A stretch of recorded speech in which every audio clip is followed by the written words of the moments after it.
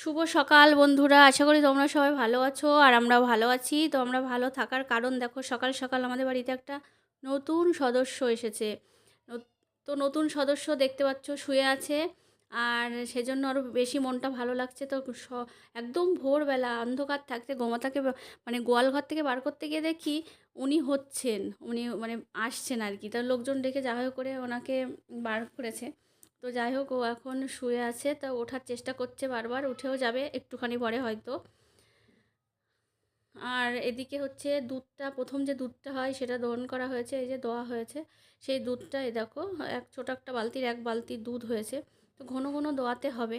তো ওই দুধটা আমাদের একজনকে ফোন করা হয়েছে, ওরা প্রত্যেক বাড়ি সবার বাড়ি থেকে নিয়ে যায় ওটা। যে প্রতিদিন দুধ নেবে সে নেবে না, অন্য একজন নেবে প্রথম দুধটা, অনেক দাম দিয়ে ওরা নিয়ে যায়। তো এদিকে কালকে মানে আগামীকাল ছাদ ঢালাই হবে। তো ছাদের কাজ কমপ্লিট করছে, ওরা ভোরবেলা এসেছে, আমি এখনও রান্না করিনি। ওইসব হওয়ার পরে মানে গোমাতার বাছুর দেওয়ার পরে ভগবানের সেবা মানে জাগানো আরতি করা সেরে এসে পুজো টুজো করে এসে সবে এই ছাদটাকে তোমাদেরকে দেখাতে আসলাম, যেহেতু ভিডিওটা শুরু করেছে একটু আগে। তো ওদের ছাদ তো আগে ঢালাই হয়ে গেছিলো দাদাদের, আর ওদের ওই যে সিঁড়ির ঘরে যে ছাদটা আমাদের সঙ্গে হবে, তো ওখানেও মিস্ত্রি কাজ করছে, একই সঙ্গে ওদের সিঁড়ির ঘরের ছাদটা ঢালাই হবে আমাদের সঙ্গে। মা কি সুন্দর ডাকে।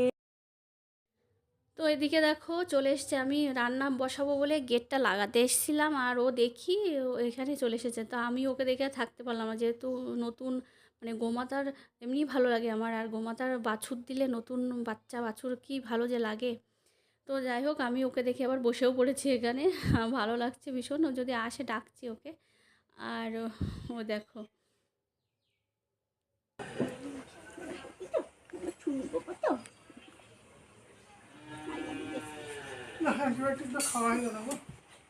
না শোনাই।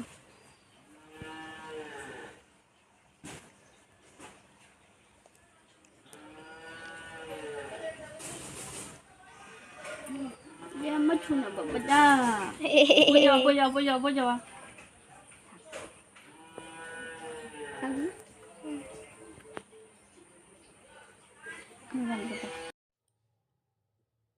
তো এবার চলে এসেছি রান্না করতে, ভাতটা বসিয়ে দিয়েছি, আর উচ্ছে ভাজা করব, এদিকে পনির করব একটু। আর হচ্ছে ওই বারবার গোমাতাকে সবাই বললো একটু দোয়াতে, তো আবার গিয়েছিলাম দোয়াতে। রান্না বসিয়ে দিয়ে আবার গিয়েছিলাম, ভাতটা বসিয়ে দিয়ে। তো এই দেখো একটুখানি হয়েছে, আবার তো বারবার না ধোয়ালে বললো যে বাছুরটার মানে খেলে আবার পেটটা খারাপ করবে। আর এ পাশের বাড়ির একটা দিদি কুমড়োর ফুল দিয়ে গেল, সেটা ভাজা করবো, উচ্ছে ভাজা করবো, পনির করবো। তা আবার যেতে হবে বাজারে আজকে, ওই জন্য একটু তাড়াতাড়ি করে শর্টে কটে রান্না করছি।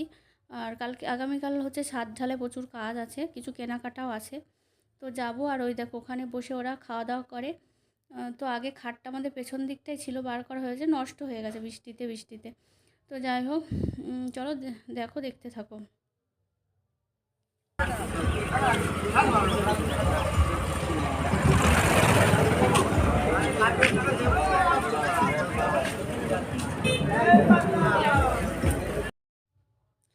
তো সবজি বাজার, ফল বাজার, তারপরে ওদেরকে খেতে দেওয়া হবে। তো আমাদের বাড়ি, আমরা তো প্রসাদ ভোজি, আমাদের বাড়ি ওরা মানে খাবে ওরা। অনেক কিছু দিলে খাওয়ানো যায় ওদেরকে, লুচি ফুচি করে দিলে, লুচির সবজি টবজি। কিন্তু আমি তো একা অত তো করতে পারবো না, প্রচুর মিস্ত্রি, 20 জন, আমি একা রান্না করতেও পারবো না। কাজকর্ম আছে, গোমাতার বাছুর হয়েছে, সেবা পুজো আছে, আমি পারবো না। তার জন্য মানে কেনা খাবার, পাউরুটি, মিষ্টি, কলা, ফল এসবগুলো দেওয়া হবে, রসগোল্লা ঠোল্লা। তো কিছু কিছু বাজার করতে হবে পুজোর জন্যে, সেগুলো তার জন্য আসা হয়েছে অনেক কিছু। তো এ দেখো, আগে আমরা ভগবানের জন্য একটু মিষ্টি কিনবো এখান থেকে। তা ভগবানের মিষ্টি কেনার জন্য এখানে এসেছে। আর আগামীকাল যে রসগোল্লাটা লাগবে, সে কতটা লাগবে সেটা বলতে এসেছি। আগামীকাল কেউ একজন এসে নিয়ে যাবে, কারণ টাটকা টাটকা নিয়ে যাওয়া হবে, আজকে নিয়ে গিয়ে অতটা কোথায় রাখবো। আর পাউরুটি দেওয়া হবে, পাউরুটি কলাই সবগুলো কালকে মানে আগামীকাল নিয়ে যাবে। আর আজকে হচ্ছে নেওয়া হবে সবজি, এমনি ফলমূল যেগুলো আছে, আর পুজোর জন্য যেগুলো দরকার, পুজোর বাজার আর কি, ছাদের উপর যে পুজোটা করা হবে, হচ্ছে আমাদের ছাদ ঢালাইয়ের পুজো, সে বাজারগুলো করা হবে। তো সেগুলো নিয়ে নিয়ে যাব আজকে কিছু কিছু। তো চলো। আর সবজি বাজারে কোনো দরকারে আসলে না, এই হেলেঞ্চা সবজি বাজারে আর একদিন ঢুকেছিলাম, আর আজকে ঢুকবো, তো তোমাদেরকে দেখাই চলো।